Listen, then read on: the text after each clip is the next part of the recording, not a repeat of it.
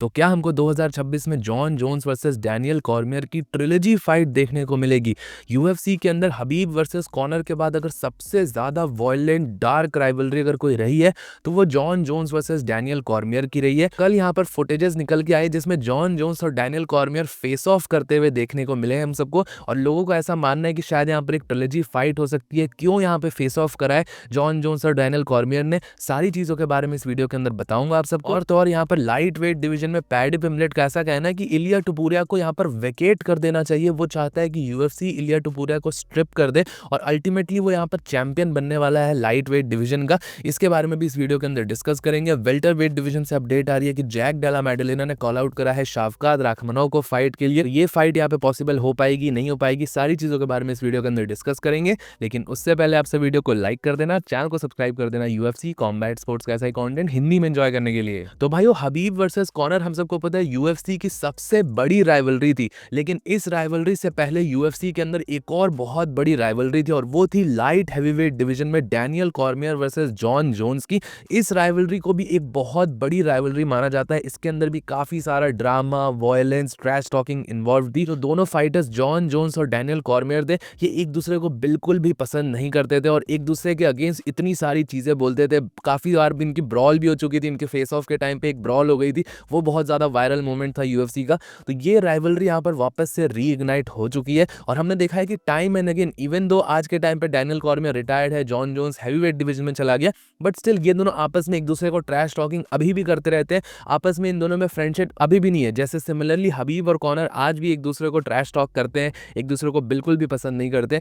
Daniel Cormier और Jon Jones भी similar तरीके से आप समझ सकते हो। रिसेंटली यहाँ पर फुटेजेस निकल के आई कि डैनियल कॉर्मियर और जॉन जोन्स यहाँ पर फेस ऑफ कर रहे हैं और लोगों को ऐसा लग रहा है कि 2026 में इनकी वापस से एक ट्रिलॉजी फाइट हो सकती है। तो भाइयों देखिए, इस बारे में मैं आप सबको यहाँ पे डिटेल बता दूं। एक्चुअली में इन दोनों जो फेस ऑफ करा कोई यूएफसी के अंदर नहीं करा है। बेसिकली एएलएफ ग्लोबल ने एक शो बना रखा है जिसमें आप समझ सकते हो जो अल्टीमेट फाइटर शो है, जिसमें कोचेस होते हैं, वो अपनी अपनी टीम को लीड करते हैं। तो उस शो के अंदर यहाँ पे जॉन जोन्स एक कोच था और उससे पहले यहाँ पे नेट डियाज कोच था, बट नेट डियाज की कुछ इश्यूज हो गए थे, नेट डियाज ने उस शो को लीव कर दिया।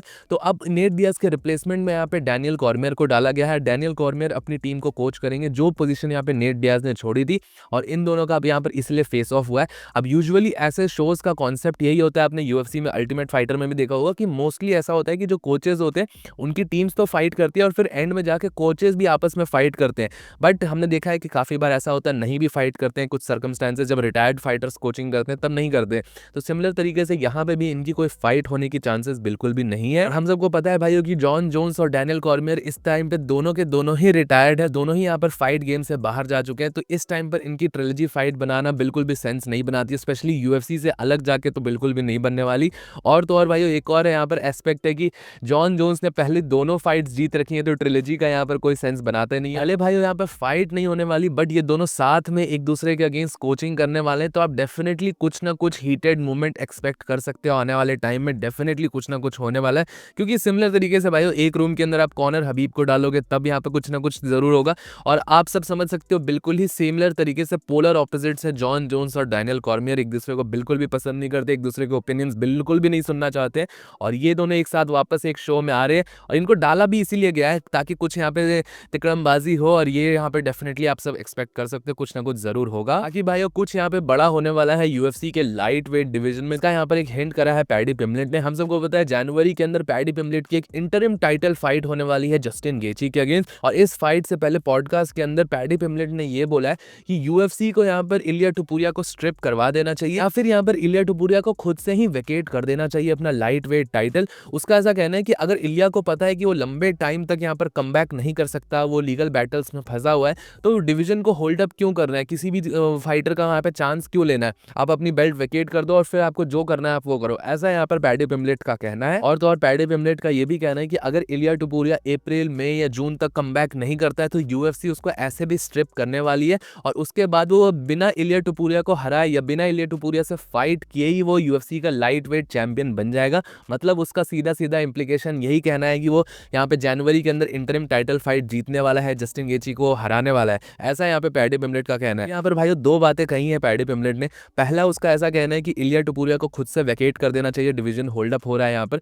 तो देखिए, इस चीज से मैं कहीं ना कहीं अग्री करता हूँ। अगर इलिया टुपुरिया को लग रहा है कि वो लंबे टाइम तक एक कमबैक कमबैक नहीं कर सकता है। और इलिया टोपुरिया अपने आप में ही बहुत केपेबल फाइटर है। अगर वो इस टाइम पर ये अपनी बेल्ट को वेकेट भी करता है तो उसको उसकी कमबैक फाइट में सीधा टाइटल शॉट ही मिलेगा। ये चीज़ तो 100% गारंटीड है, अगर कोई ऐसी अलग सी सर्कमस्टेंसेस नहीं आती है।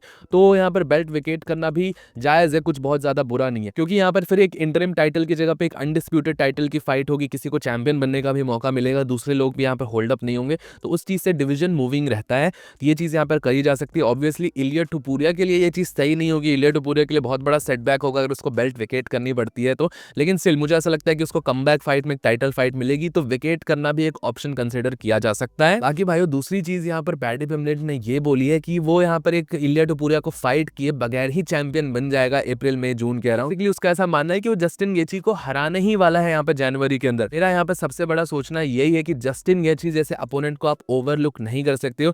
पैडी पिम्बलेट को इस टाइम पर लेजर फोकस सिर्फ अपनी इंटरिम टाइटल फाइट के ऊपर रहना चाहिए। उसका सबसे बड़ा कंसर्न इस टाइम पर इलिया टोपुरिया नहीं है, इस टाइम पर जस्टिन गेची है, क्योंकि हम सबको पता है जस्टिन गेची डेफिनेटली अब ओल्ड हो चुका है, थोड़ा स्लो दिख रहा है, but at a given day at a given point तो किसी को भी हरा सकता है। उसके पास जो पावर वो पोजेस करता है, जिस लेवल की उसके पास नॉकआउट पावर है, ब्रॉलिंग एबिलिटीज है, वो कभी भी डिमिनिश नहीं हो सकती। हम सबको पता है फाइटर्स की स्पीड, उसकी रिएक्शन एबिलिटीज, रिफ्लेक्सेस कम होते हैं, लेकिन पावर बहुत देर बाद कम होती है। तो ये चीज़ यहाँ पर अंडर एस्टिमेट बिल्कुल भी नहीं करनी चाहिए पैडी पिम्बलेट को। उसके अगेंस्ट एक बहुत टफ अपोनेंट यहाँ पे जनवरी के अंदर आ चुका है, और वो अगर अभी से अनडिस्प्यूटेड चैंपियन बनने के सपने देख रहा है, ओवरलुक कर रहा है, तो शायद वो इंटरिम चैंपियन भी नहीं बन पाएगा अगर वो ये सारी मिस्टेक्स करता है तो। बाकी भाइयों आप सबका इस फाइट के बारे में क्या सोचना है? मुझे तो ये फाइट पर्सनली बहुत ज़्यादा कॉम्पिटिटिव लग रही है, काफ़ी क्लोज फाइट हो सकती है। जस्टिन गेची एक अच्छी टक्कर दे सकता है पैडी पिम्बलेट को। पैडी पिम्बलेट के अपने यहाँ पर वीकनेसेस हैं, वो चिन को हवा में रखता है, उस चीज़ को कैच ऑफ कर सकता है जस्टिन गेची। आप सबका क्या सोचना है मुझे नीचे कमेंट सेक्शन में जरूर बताइएगा। अब बात करते हैं यहाँ पर यूएफसी के farmer welterweight champion Jack Della मैडेलिना के बारे में। सबको पता है जेडीएम ने एक बहुत डिवास्टेटिंग लॉस लिया था इस्लाम महाचेव के अगेंस्ट लास्ट ईयर 2025 नवंबर के अंदर, और उस लॉस के बाद यहाँ पर फ्यूचर माना जा रहा था क्या निकल के आएगा, जेडीएम क्या किससे फाइट करने वाले हैं, नेक्स्ट फाइट उनकी किसके अगेंस्ट हो सकती है। तो जेडीएम ने फाइनली यहाँ पे साइलेंस तोड़ा, और उनका ऐसा कहना है वो कमबैक फाइट में शाफकात राखमनोव के अगेंस्ट फाइट करना चाहते हैं। अब शाफकात एक ऐसा फाइटर है वो जो थोड़ी टाइम से बहुत ज़्यादा इनएक्टिव चल रहा है, और इनएक्टिविटी के कारण ऐसा हो चुका है कि शाफकात ने शायद अपना टाइटल शॉट भी लूज कर दिया। हम सब पता है शाफकात की फाइट यहाँ पे बिलाल के अगेंस्ट होने वाली थी टाइटल शॉट के लिए, बट वो इंजर्ड हो गया उसके बाद, फाइट के बाद फिर वो लंबे टाइम से उसने फाइट नहीं करी है, तो शायद अब उसको भी एक कमबैक फाइट चाहिए। एक फाइट और जीतेगा शाफकात राखमनोव तो उसको सीधा टाइटल शॉट मिल जाएगा जो भी चैंपियन होगा। तो ऐसा यहाँ पे जेडीएम की तरफ से शायद ऐसा प्लानिंग है कि वो शाफकात राखमनोव को हरा के वापस से टाइटल पिक्चर में डाल दिया जाए उनको, क्योंकि फिलहाल के लिए तो जेडीएम टाइटल पिक्चर से बिल्कुल बाहर हो चुके हैं। अब देखिए भाई वो बहुत डिवास्टेटिंग लॉस था, डेफिनेटली बहुत सारे लोग उसके बाद जेडीएम को डाउट कर रहे हैं, बट ये फाइट अपने आप में ही मुझे लगता है कॉम्पिटिटिव हो सकती है। शाफकात राखमनोव भी स्टैंड अप में फाइट करना प्रेफर करता है, बहुत ज़्यादा रेसलिंग अप्रोच नहीं होता है उसका भी, हालांकि जब प्रॉब्लम्स आती है तो अपनी रेसलिंग को बहुत एफिशिएंटली और इफेक्टिवली यूज़ करता है। तो ये फाइट बहुत ज़्यादा सेंस बनाती है, मुझे लगता है वेल्टरवेट डिवीजन में जेडीएम वर्सेस शाफकात की फाइट हो सकती है। मोस्ट प्रॉब्ली मई जून के अराउंड या उससे पहले अप्रैल के अराउंड भी ये फाइट बनाई जा सकती है 2026 के अंदर। बाकी आपका क्या सोचना है इस फाइट के बारे में आपसे मुझे नीचे कमेंट सेक्शन में जरूर बताइएगा। अब बात करते हैं यहाँ पर फाइट्स की बात हो ही रही है, टाइटल फाइट्स की बात इतनी कर ही ली है, तो हम सबको पता है 2026 में एक बहुत बड़ा इवेंट होने वाला है जून के अंदर, जो कि होगा यूएफसी का व्हाइट हाउस इवेंट, जिसके अंदर व्हाइट हाउस के अंदर यूएफसी एक इवेंट कराएगी। डोनाल्ड ट्रंप उस इवेंट को पर्सनली लुक फॉरवर्ड कर रहे हैं, और यूएफसी डेना व्हाइट भी इसके लिए बहुत ज्यादा एक्साइटेड है। अब कुछ टाइम पहले ऐसी र्यूमर निकल के आई थी, र्यूमर क्या, डोनाल्ड ट्रंप ने खुद अपने एक स्टेटमेंट में ऐसा बोला था कि 8-9 टाइटल फाइट्स यहाँ पर इस इवेंट के अंदर होगी। सिर्फ एक इवेंट के अंदर ही आप सबको 8-9 अनडिस्प्यूटेड वर्ल्ड टाइटल फाइट्स देखने को मिलेगी, जो कि अपने आप में ही पॉसिबल नहीं है, क्योंकि यूएफसी का जब भी कोई इवेंट होता है उसमें एक या फिर मैक्स 2 टाइटल फाइट्स होती हैं, और तब यहाँ पर इवेंट बनाया जाता है। इसके रीजंस बहुत सिंपल है भाइयों, क्योंकि मेल्स डिवीजन में ऑब्वियसली सिर्फ 8 डिवीजन हैं यहाँ पर, तो 8 के 8 टाइटल्स एक साथ लाइन पर नहीं लग सकते, सारे चैंपियंस एक साथ अवेलेबल नहीं होते, और अवेलेबल होंगे भी तो फिर आगे के इवेंट्स में कौन फाइट करेगा, ये सारी प्रॉब्लम्स भी यहाँ पर निकल के आती है। लेकिन जॉन एनिक जो कि यूएफसी का कमेंटेटर है, उसने यहाँ पर थोड़ी इनसाइड लीक्स यहाँ पे निकाल के दी, और उसका ऐसा कहना है कि शायद इस तरीके से यूएफसी फाइट्स को प्लान कर रही है, या यूएफसी कुछ ना कुछ यहाँ पे ट्राई करने का कोशिश कर रही है। हाँ, हालांकि 8 फाइट्स फिर भी पॉसिबल नहीं हो पाएंगी, बट उसका ऐसा कहना है कि यूएफसी मूव फॉरवर्ड कर रही है कि 6-7 टाइटल फाइट या 5-6 टाइटल फाइट्स अभी भी डाल दे। तो अपने आप में ही बहुत ज़्यादा क्रेजी हो जाएगा अगर ये फाइट्स किसी तरीके से पॉसिबल करवा पाती है यूएफसी तो। अब मोस्टली इसमें कुछ तो वुमेन्स डिवीजन की भी फाइट्स होंगी, क्योंकि मैंने पहले के टाइम पे देखा है यूएफसी के 200 में कोई एक तो कार्ड था जिसमें 3 टाइटल फाइट्स डाली थी, जो कि बहुत बड़ा नंबर है अपने आप में ही। उसमें एक वुमेन्स टाइटल फाइट थी और फिर 2 मेंस टाइटल फाइट थी, तो 3 टाइटल फाइट्स एक इवेंट के अंदर मैक्स होता है यूएफसी का।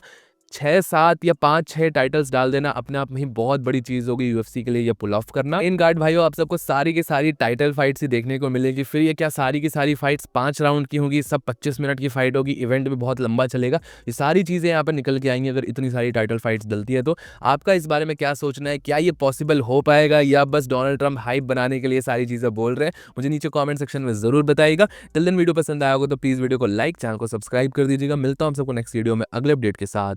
Bye bye.